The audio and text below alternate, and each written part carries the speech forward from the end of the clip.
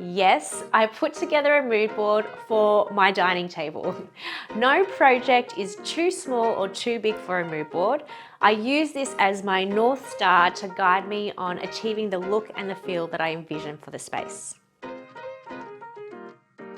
Hi, I'm Style Director Kerry-Ann Jones and welcome to my YouTube channel where I chat all things home, style and design.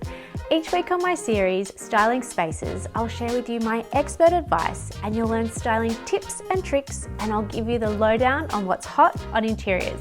So let's get into it. Welcome to episode 6 of Styling Spaces. Today I'm going to share with you my dining room styling tips for entertaining guests. You can use these tips for entertaining on any occasion and apply it to your interior style too. So this here is my dining room and I have a round dining table, so that's what we're going to work with here today. But I'll also mention how to make it work for a rectangular dining table too. So my first tip here is to start by developing a theme. So part of my styling philosophy and how I approach styling any room or area in my home or for clients is I think about 3 things: the look, the feel, and the function. So for the look, I consider all the aesthetic details. So this could be the color palette, the design style, the theme, or any smaller visual elements that I want to incorporate to support the concept. Next up is the feel. So I think about what words describe how I want to feel in this space. So it could be relaxing, fun, or elegant, vibrant, refined.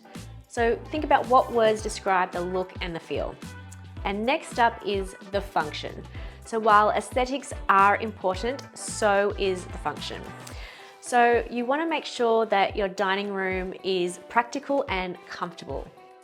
Okay, so once I've thought about these 3 things, I then collate them visually into a mood board. Yes, I put together a mood board for my dining table. No project is too small or too big for a mood board. I use this as my North Star to guide me on achieving the look and the feel that I envision for the space. Okay, so I'll show you the mood board that I created for my dining space today. So I'm going with a theme that uses fruit and vegetables as the decorative elements for the table. I'll use white flowers for the floral arrangement and I really love these candles, so I'll incorporate these too. I also want to have place cards that have beautifully written calligraphy. The look and feel is quite simple, it's classic and fresh. So as you can see, I've used a theme that incorporates fruit and vegetables with flowers. The color palette uses green on the plates and warm yellows for the candles and brown tones for the pears and the chestnuts. And I've also used white for the flowers and on the plates as well to freshen it up. I've used accents of gold for the cutlery as well. So having a theme makes the styling look more cohesive, it's more interesting to look at, and it creates a beautiful visual story.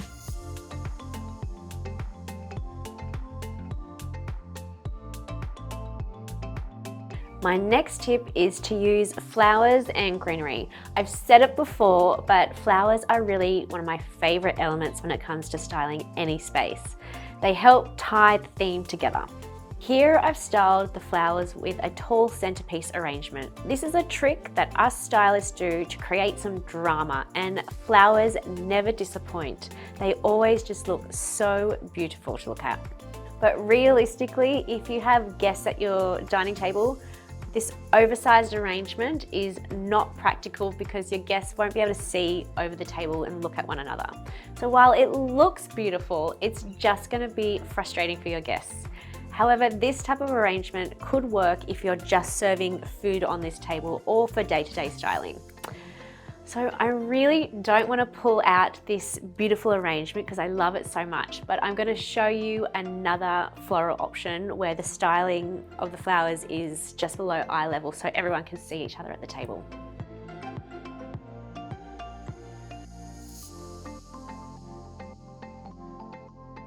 I've swapped it out for this low arrangement instead. It still creates a focal point and is far more practical and looks equally as beautiful as the previous arrangement. Another idea is to take these candles out and use small to medium sized vases with flowers. This keeps the arrangement still low and easy for guests to see each other, and is still a beautiful focal point. So I'm going to show you that idea as well.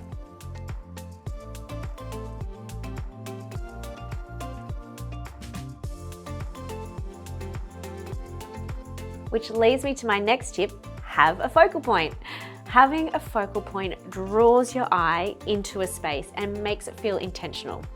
Your focal point does not need to be large and over the top. It can be low, just like this. It's just somewhere where we want to draw our eye into the space. Aside from flowers and greenery, you can also create a focal point with other elements on the table too. It could be candles or decorative pieces that suit the theme concept, like shells or trinkets, for example. These elements add interest, so it's not just about the flowers and greenery, but it's about the visual storytelling. If you don't have many decorative pieces to style your table with at home, that's okay. You can do something fun like this, just using fruit and vegetables. It's fun and it's a cost-effective way to style up your table. Also remember to vary the heights and sizes of the decorative elements. This makes it more interesting to look at than having everything sit on the same level. If you have a rectangular dining table, the same idea of low floral styling and decorative elements still applies. You just want to do it running down the table rather than in the middle. Also make sure that the arrangements are narrow enough to allow for crockery and glassware.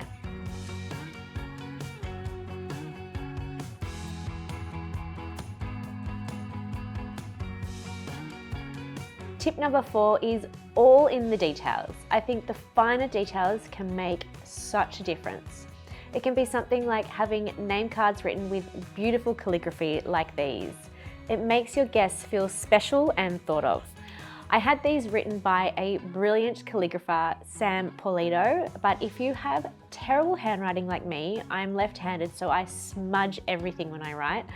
In this case, you can find a nice font on your computer, then type the name out and print them out instead. Another detail could be how you've styled your napkin. There are so many ways to style your napkin, and I show students in my Interior Styling 101 course several variations, but here I've folded the napkin and put it on the plate, and you could also put the name card on top of that as well. Those little extra touches go a long way. When you're sitting down at the table, people will notice everything in their eyeline and they'll see that you've gone the extra mile to make the table look beautiful.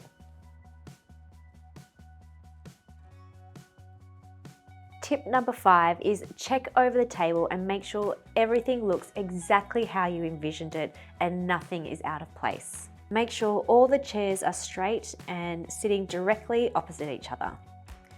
Check the way that you've styled the crockery and glassware so it lines up correctly. Also check the florals, that there's no dead leaves and the height is not too tall. And lastly, check the crockery and glassware is clean.